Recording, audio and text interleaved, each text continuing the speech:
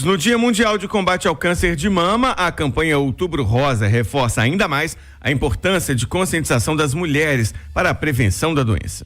O câncer de mama é uma das doenças que mais afeta as mulheres e ocorre devido a alterações genéticas nas células mamárias, fazendo com que elas cresçam sem ordem ou controle e formem um tumor maligno. Hoje, 19 de outubro, o mundo celebra o Dia do Combate ao Câncer de Mama, data para lembrar a importância da prevenção, detecção precoce e tratamento adequado da doença. No entanto, além da esperança e das iniciativas que envolvem a data, circulam informações que nem sempre são precisas e que podem causar confusão e medo. O oncologista clínico do grupo Oncoclínicas, Flávio Brandão, esclarece algumas dúvidas sobre o assunto. A primeira dúvida é sobre a reposição hormonal. Os estudos mais antigos que avaliaram a reposição hormonal, ainda com doses mais altas de estrógeno, mostraram sim um risco aumentado de câncer de mama.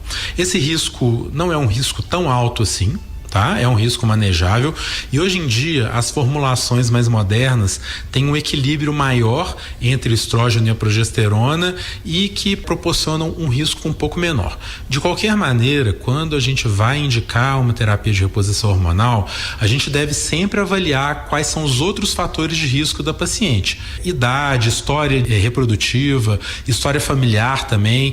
Então isso sempre deve ser uma escolha individual baseada tanto nos fatores de risco quanto nos sintomas de cada paciente. Por falar nessa questão de familiar, né? Pode influenciar, a gente sabe que caso de câncer na família é necessário um rastreio precoce, como que funciona? É muito importante a gente prestar atenção na história familiar.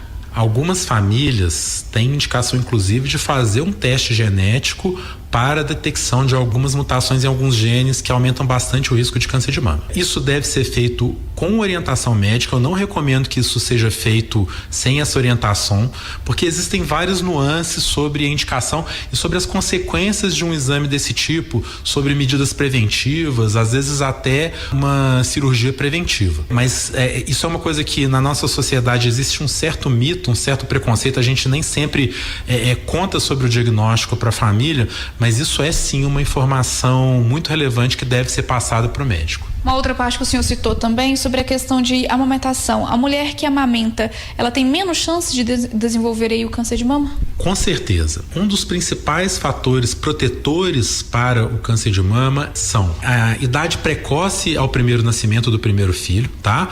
Um número maior de gestações e um período de amamentação mais prolongado. Então todos esses são fatores protetores. Isso inclusive explica um pouco por que aumentou o número de casos de câncer de mama, principalmente em pessoas mais jovens. Hoje em dia as mulheres têm filhos muito tarde, têm poucos filhos e amamentam pouco. Isso tudo em conjunto leva sim ao aumento do risco do câncer, que é o que acontece com a maioria das mulheres da nossa sociedade moderna. Falando em fator de risco, anticoncepcional é um fator de risco? Vou emendar a pergunta aqui para desodorante. Pode influenciar nesse tipo de câncer? O desodorante, em princípio, não temos estudos robustos em relação ao risco de desodorante. Em relação aos anticoncepcionais, sim, mas geralmente é um risco muito prolongado. Geralmente mais de 10 anos de risco e em geral, quando o uso do anticoncepcional é interrompido, esse risco vai reduzindo também ao longo dos anos. A orientação para as mulheres é prestar sempre atenção aos seios, procurar um especialista caso perceba alguma alteração, fazer a mamografia quando indicado pelo médico para uma prevenção precoce e uma chance de cura maior. Repórter Vanusa Rezende.